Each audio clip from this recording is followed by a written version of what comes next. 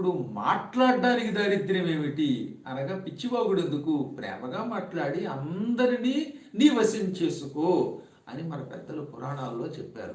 కాబట్టి ఎప్పుడూ కూడా ప్రేమగా మాట్లాడడం గొప్ప సంపద. దాని వాక్శుద్ధి, వాచిక శుద్ధి, వాచిక శుచి అంటారు. వాచిక శుచి, శరీర శుచి, మనస్సుచి. ఈ శుచులు మూడు మనిషికి ఎప్పుడు వస్తాయి? సంధ్యావందనం చేయటం వల్ల వస్తాయి. అదే సంధ్యావందనం చేయకపోతే అప్పుడు ఏం చెప్పాడు? సంధ్యాహీన అశుచి నిత్యం అనర్హ సర్వకర్మసు. సంధ్యావందనం చెయ్యనటువంటి వాడు నిత్యం అశుచి, వాడి శరీరం అశుచి, వాడి మనస్సు అశుచిగా ఉంటుంది, వాడి వాక్కు అశుచిగా ఉంటుంది. సర్వకర్మసు అన్ని కర్మలయందు అనర్హ అనర్హుడు, అంటే వాడు ఏ పనికి పనికిరాడు.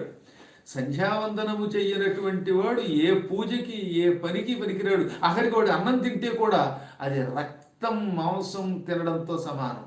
నరమాంసము, కుళ్ళిపోయిన రక్తము మొదలైనవి తాగడం ఎటువంటిదో సంధ్యావిహీనుడు భోజనం చేయడం అటువంటిది అని గరుడ పురాణం చెప్పింది. ఇంతకీ సంధ్యావందనం అంటే ఏమిటి? ఈ సంధ్యా ఉపస్థానం ఎలా చేయాలి? దీనికి ఎవరికి ఏ మార్గం చెప్పారో చూద్దాం. ఉపనయనము చేసుకున్నటువంటి వాడు, యజ్ఞోపవేతం వేయించుకున్నటువంటి వాడు సంధ్యావందనం ఆచమనం చేసి సంకల్పం చెప్పుకొని గాయత్రీ మంత్రపూర్వకముగా అర్ఘ్యం ఇవ్వాలి. ఇది ఉపనయనం అయినవాడు.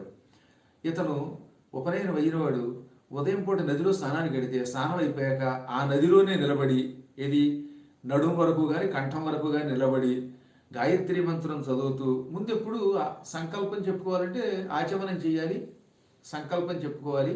అప్పుడు 3 సార్లు చేతిలోకి నీళ్లు తీసుకొని గాయత్రి మంత్రాన్ని చదువుతూ అర్ఘ్యం ఇచ్చేయాలి. ఏమండి మాకు ఉపనయన అర్హత లేదండి, లేక మాకు మొదటి నుంచి ఉపనయన అలవాటు లేదండి అన్నప్పుడు వాళ్ళకి ఏం చెప్పారు? అందరూ సంధ్యావందనం చేయాలి, కాకపోతే పద్ధతి తేడా అంతే. ఇప్పుడు ఏసీ టికెట్ వాడికి ఏమో రేటు ఎక్కువ ఉంటుంది, ఏసీ లేనటువంటి వాడికి రేటు తక్కువ ఉంటుంది, కానీ అందరూ రైలు ఎక్కుతారు. అలాగే మంత్రం మొదటి నుంచి అలవాటు ఉన్నటువంటి వాడు ఒక విధానంతో చదువుతాడు, అలవాటు లేనటువంటి వాడికి ఇంకో మార్గం చెప్పారు. గాయత్రి మంత్రం ఓం భూర్భువస్సువః తత్సవితుర్వరేణ్యం భర్గో దేవస్య ధీమహి ధియో యో నః ప్రచోదయాత్ అని చదువుతూనేమో ఉపనయనం అయినటువంటి వాడు అర్ఘ్యం ఇవ్వాలి, తర్పణం ఇవ్వాలి. సంధ్యావందన సమయంలో తర్పణం ఇవ్వాలి. అదే స్త్రీలు, ఉపనయనము లేనివాళ్ళు, వీళ్ళు ఏం చేయాలి? యో